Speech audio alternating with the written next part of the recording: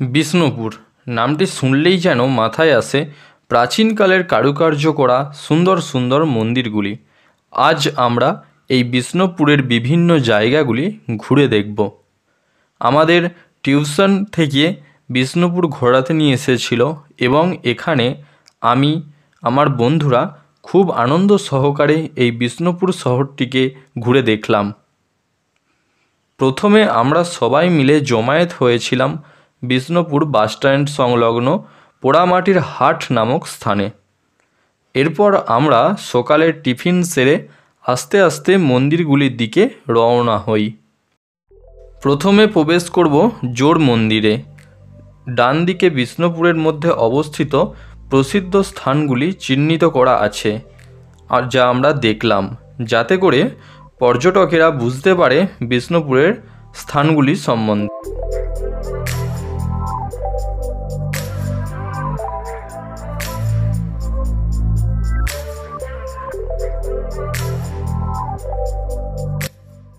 পাশাপাশি দুটি মন্দির দেখতে খুবই সুন্দর। এই দুটি মন্দিরের ঠিক বিপরীত দিকেই আছে আরও একটি মন্দির। এই জায়গাটির মনোরম দৃশ্য পর্যটকদের সহজেই আকর্ষণ করে থাকে। এরপর বিষ্ণুপুর সম্বন্ধে কিছু তোমাদের বলি। বিষ্ণুপুর হলো ভারতের পশ্চিমবঙ্গ রাজ্যের রাঢ় অঞ্চলে অবস্থিত একটি শহর।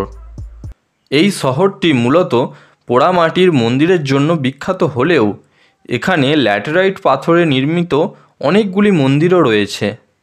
এছাড়া বিষ্ণুপুরে রয়েছে অন্য কয়েকটি প্রাচীন ধর্মীয় ও অনন্য স্থাপনা। পশ্চিমবঙ্গের সম্ভবত আর কোনো শহরে একসঙ্গে এতগুলি ঐতিহাসিক দ্রষ্টব্য আর নেই। 1998 সাল থেকে বিষ্ণুপুরের টেরাকোটা মন্দিরগুলি ইউনেস্কো ঐতিহ্যবাহী স্থানের তালিকায় অন্তর্ভুক্ত হয়েছে। মন্দিরের ভেতর প্রবেশ করলে দেখা গেল যে মন্দিরের দেওয়ালগুলি সুন্দর সুন্দর কারুকার্য করা।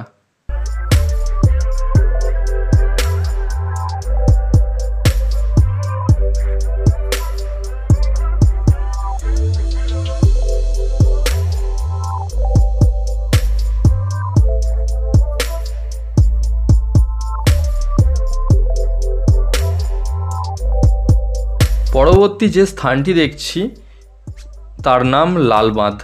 এই জায়গাটিও বেশ সুন্দর। এই যে স্থানটি তোমরা দেখছো এটি হলো গুমঘর। কথিত আছে রাজারা এখানে বন্দীদের লুকিয়ে রাখতেন। বিষ্ণুপুরের প্রসিদ্ধ স্থানগুলির কাছে সুন্দর সুন্দর হাতের কাজ করা দোকান বসে। এছাড়া বিষ্ণুপুর শহরে বিভিন্ন দোকানে বালুচরী ও স্বর্ণচরী শাড়ি, পোড়া মাটির শিল্প সামগ্রী, শাঁখ ও শাঁখের তৈরি শিল্পদ্রব্য, ডোকরা শিল্প সামগ্রী কিনতে পাওয়া যায়। কাছেই রয়েছে পাঁচমুড়া গ্রাম। পোড়ামাটির মৃৎশিল্পীরা থাকেন সেই গ্রামে, সেখান থেকেও কেনাকাটা করা যায়।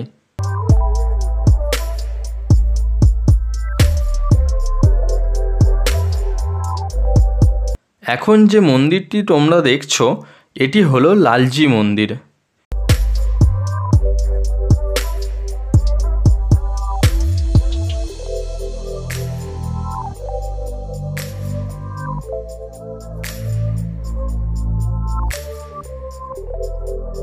ডান দিকে এটি হলো ভোগকক্ষ। মন্দিরের ভোগ এখানেই রান্না হতো।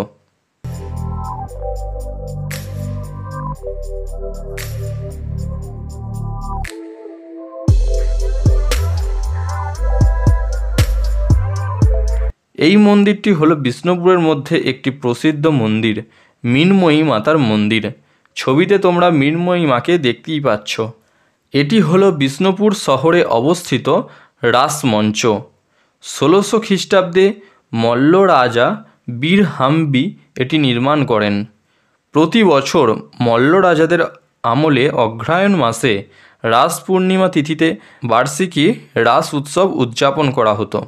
এখন আমরা জোড়বাংলা মন্দিরের দিকে যাচ্ছি এবং এখানে রাস্তার দুধারে বেশ সুন্দর সুন্দর টেরাকোটা শিল্পের দোকান বসেছে।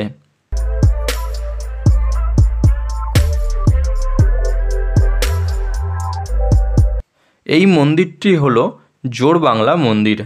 এই মন্দিরটিকে দেখে মনে হচ্ছে যেন দুটি মন্দিরকে পাশাপাশি রেখে জোড়া লাগিয়ে দিয়েছে। এই সুন্দর সুন্দর মন্দিরের দৃশ্যগুলি তোমরা বিষ্ণুপুর শহরেই দেখতে পাবে। এখন তোমরা যে ছবিটি দেখছো এটি বিষ্ণুপুরের দলমাদল কামান। এই দলমাদল কামান জগন্নাথ কর্মকার তৈরি করেছিলেন। এই কামানের সাহায্যে শত্রু দলকে দূর থেকেই পরাস্ত করা যেত। এরপর চারিদিকে ঘোরা শেষ করে আমরা আবার সবাই মিলে পোড়ামাটির হাট নামক স্থানে এসে একত্রিত হই এবং সেখানেই আমরা দুপুরের খাবার খাই। বিষ্ণুপুরের এই সুন্দর সুন্দর জায়গাগুলিতে নিজেকে ক্যামেরাবন্দি করে রাখি এবং স্যারদের সাথেও ছবি তুলি।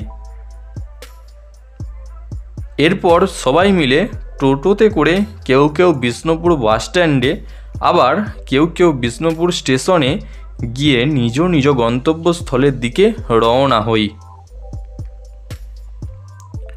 বিষ্ণুপুরের এই সমগ্র দৃশ্যগুলি আমাকে খুবই অনুপ্রাণিত করেছে। তোমরাও এসো, এই বিষ্ণুপুর শহর ঘুরে যাও, তোমাদেরও খুব ভালো লাগবে এই ঐতিহাসিক স্থাপত্যগুলি দেখতে। ভিডিওটি কেমন লাগলো জানাও কমেন্ট করে। ভিডিওটিকে একটি লাইক দিতে ভুলো না এবং যারা বিষ্ণুপুর আসতে চাইছে তাদের সাথে এই ভিডিওটি শেয়ার করো।